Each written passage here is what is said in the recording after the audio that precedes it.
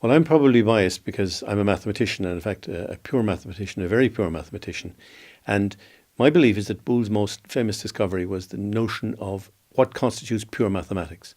And Boole looked on it as a set of symbols that you take, meaningless symbols. That's not derogatory. Symbols that don't necessarily have any definite meaning attached to them is what he meant. And then the laws of manipulation of those symbols. And pure mathematics actually consists of the output or the product that you get when you manipulate symbols. And the fact that the symbols don't have any meaning attached to them means that you can attach any meaning you like to them that's consistent with the laws, and that's what makes pure mathematics so useful later on.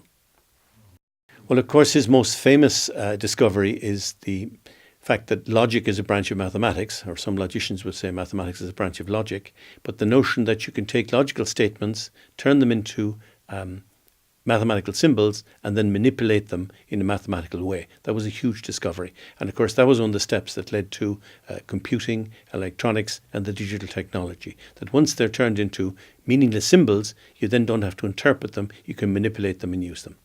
And I'd say maybe the third magnificent discovery that Boole made was the idea that probability obeys exactly the same laws as logic does.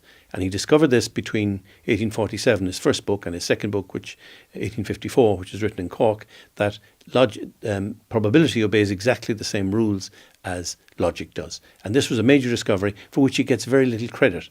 And of course, we know that electronics and the digital world dominate the 20th century and the 21st century, but I think probability does dominate our world as well. If you look at weather forecasting or the stock exchange or lotteries or anything whatsoever, the world is really run in a sort of fuzzy world that Boole created. And this is a discovery that I don't think he gets an awful lot of credit for. He invented invariant theory, and he also did some very good work with differential equations. But if you look at the essence of what he did, it's always about symbol manipulation. Reduce the situation to the bare essentials as far as symbols are concerned, and then manipulate those symbols. And the idea, I think, is to cut away the dead wood, that the context and the details aren't really important, that mathematics and pure mathematics in its essence is the manipulation of symbols. And funnily enough, long before I heard of Boole, this is what I felt myself. I felt this was the fun, this was the exciting part of mathematics. And when I was teaching this, I used to compare it to a game of chess. You have a chessboard, and then you have pieces on the chessboard. They have no meaning. I mean, the kings and queens and pawns, etc., they're just names that we give them. You don't actually need the board. You don't need the geometry of the board. You can just give the coordinates of each square on the board and write down the coordinates without ever drawing a single picture. And a good chess player is somebody who, first of all, accepts those rules, accepts those pieces, and then can actually do very positive things and creative things with defense and attack and do clever things with it. So I think when you're playing chess, you are actually doing pure mathematics. It's just in a disguised form. When you're doing bridge, when you're doing any card game, you are also doing pure mathematics in very disguised. And the enjoyment that people actually get from those games, I think, is the manipulation, is the mathematics that's actually behind it. But you wouldn't dare to suggest to a chess player or to a bridge player that they're just doing some mathematics. Let them be happy thinking they're doing something different or playing a game of some sort, but they are actually doing pure mathematics. And I would extend it further to music. If you look at music, the stave on the page is actually a geometric picture. It's a geometric diagram. If you take a great composer like Johann Sebastian Bach, I mean, they actually looked for beautiful patterns, beautiful variations on the page, but they were actually doing geometry of a certain sort. And then the geometry has an acoustic dimension, which makes it really very, very exciting. And remember that music was originally part of pure mathematics. It was part of the medieval quadrivium. And you actually had to do music to become a mathematician. And I feel very, very close to mathematics when I'm listening to music. And listening to musicians, I think they're talking about the beauty of a melody or the beauty of harmony. And it's almost the same type of beauty you get from pure mathematics. Boole enjoyed music enormously, and when he was in Cork, he used to send over to England for his favourite pieces of sheet music. He liked Mendelssohn quite a lot. He liked Handel. He liked the classical composers. He liked oratorio. He would go to church on Sundays to hear the sermons and to listen to the music, not so much for the religious content of what's actually going on. And I think it's very, very nice that he enjoyed music so much. When he came to Cork and got his first salary check as a professor, he bought a harmonium, which he had installed in his lodging house, and played it, much probably to the discomfort of the other boarders. And then music dominated his life. He had music in his house all the time.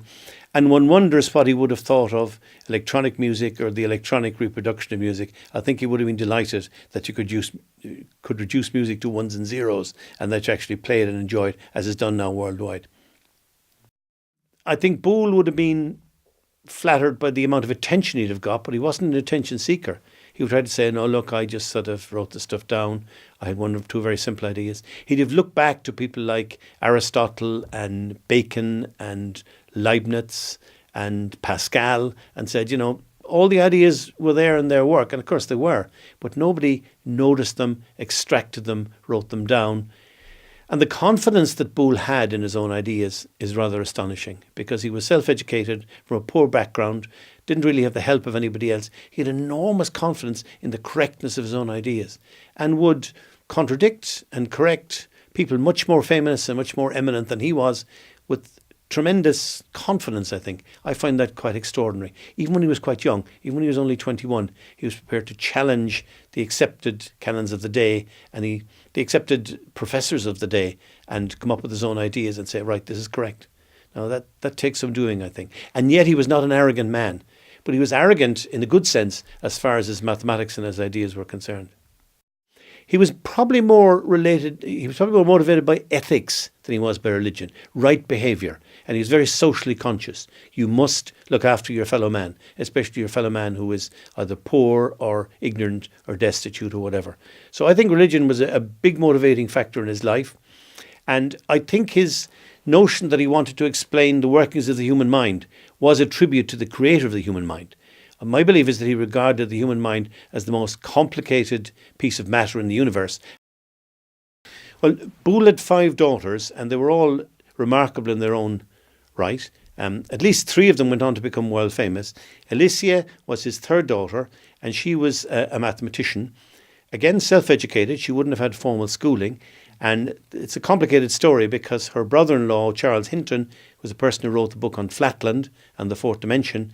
And she became involved in the writing of this book and discussions of it and became interested in 4-dimensional geometry. Now, she looked at the cross-sections of the regular 4-dimensional solids, and this is a concept you can have only in your mind, and she did it by pure geometry, which is very difficult to do, and published a paper on it showing what these 3-dimensional cross-sections would look like. And put it away, didn't really think about it very much. And then about maybe 30, 40 years later, after she'd raised a family, she realised that somebody else had done the same work by analytical means, which involved numbers rather than geometric visualisation. And she wrote to him and found that she had got precisely the correct answers around the turn of the century. And this was quite remarkable, almost as remarkable as Boole's story himself. Next daughter was Lucy. Lucy, again, had no formal schooling, no formal training after her father died. She went to live in London with her mother. She got a job in a chemist's shop or a pharmacist's shop and decided to go to classes and lessons to learn more about pharmacy. I went on to London University and became a chemist, published in chemistry, and became, I believe, the first woman professor of chemistry in the British Isles. So, I mean, that's raw talent, probably hereditary in some way, both from her father's side and her mother's side. But then the most remarkable daughter was the youngest one, Ethel Voynich, who had a career all of her own. She was born in the May of 1864. Her father died in the December of that year. So again, she would have never even met or seen her father consciously. She had a wild youth.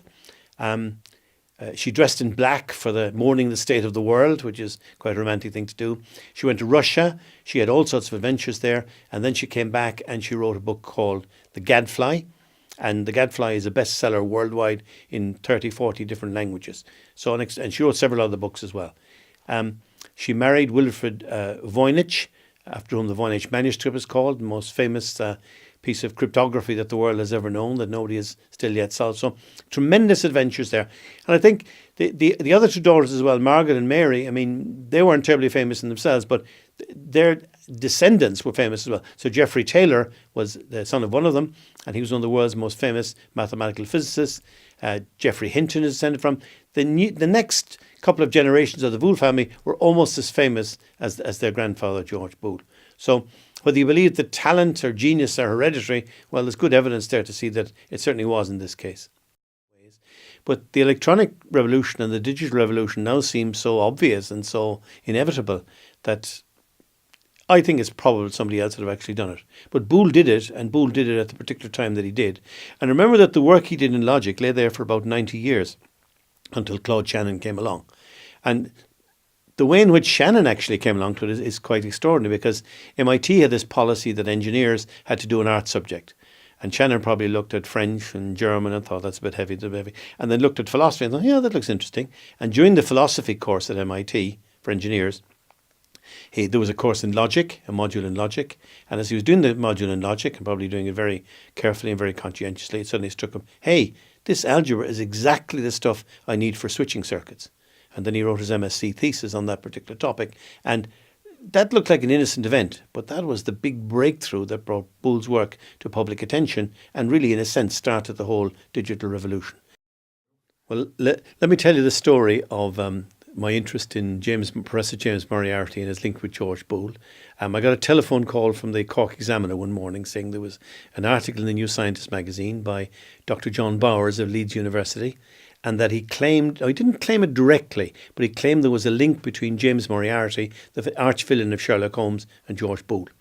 And of course I was very surprised about this because I'd been studying Boole for quite a long time, but this had never cropped up. But the more I read Bowers' theory, the more I thought, gosh, there's something in this. Now, he was very clever. He didn't say at any stage that Moriarty was based on Boole, but I think that was the implication. So I started to study this concept or this theory, and I've been doing so for maybe the last 20 years. And now I've got very, very strong leanings and very strong feelings towards the notion that Moriarty was based on George Boole. Now, it would seem very strange because Boole certainly, from what we can judge of him, was a good person, wasn't a criminal, wasn't a sort of arch-villain in any sense. But my belief is that it came about as follows. Conan Doyle did worship logic. Sherlock Holmes is the first person to be able to deduce who was the murderer, who was the criminal, by purely logical means. Quite impossible, of course, but I mean, this is what he did, and this is what his readers liked. And therefore, if he wanted to get some opposition for Sherlock Holmes, surely he would want somebody equal and opposite, like a vector v and a vector minus v, going in the opposite direction, but of equal length. And there was no point having the opposition a good person, because Sherlock Holmes is supposed to be good and on the side of good already. So let's make him bad and evil. Now, Sherlock Holmes certainly was very popular in the 1900s, and the author Arthur Conan Doyle would have actually, I think, attended soirees and meetings with Boole's widow, Mary Boole, and also in the company of H.G. Wells. He was another important figure in the story. And I think they'd have heard about this marvellous, this wonderful, this saintly man who never put a foot wrong. And I think they conspired together and said, look, wouldn't it be nice to sort of turn this man in his head and make him an arch criminal?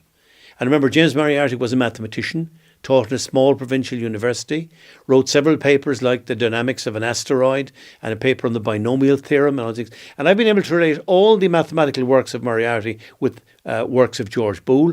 And certainly as a professor of mathematics, it would fit exactly. Now, there's only one drawing or picture of Moriarty done by Sidney Paget in the Strand magazine that looks so like Boole, uncannily like Boole. I think it's based on the only known photograph of Boole. There was an extraordinary meeting with George Boole and Babbage. Boole was in Lincoln, went down to Cambridge. There was a great exhibition on. Babbage's analytical engine, the difference engine, was there and was working. And Boole came along, asked how it worked, and Babbage himself came along and showed Boole the workings of the machine. And I have letters from Boole to Babbage apologising that he wasn't able to stay longer. I think it was the time the college, Queen's College Cork, was actually burned down, so he had to get back and see actually what the situation was. But recently I've come across a longer account of that meeting done by Joseph Hill, who was a lawyer friend of Boole's, and he actually talked about the actual meeting of Babbage coming along. And it's very interesting that in this letter, Hill, who was a lawyer, and not terribly well versed, I would say, in science, except for his contact with Boole, actually said what I had said later on as part of guesswork, that here was the founder of computer hardware and essentially the founder of computer software meeting in 1862. If they had both lived much longer, how different the world might be. Here was somebody saying this in 1866. So I think Hill could have got this idea, I think, only from Boole himself. So, or from Boole's wife. And it's extraordinary that they were thinking along those lines, that here was going to be a thinking machine in 1866. Almost, nearly 100 years before it actually happened.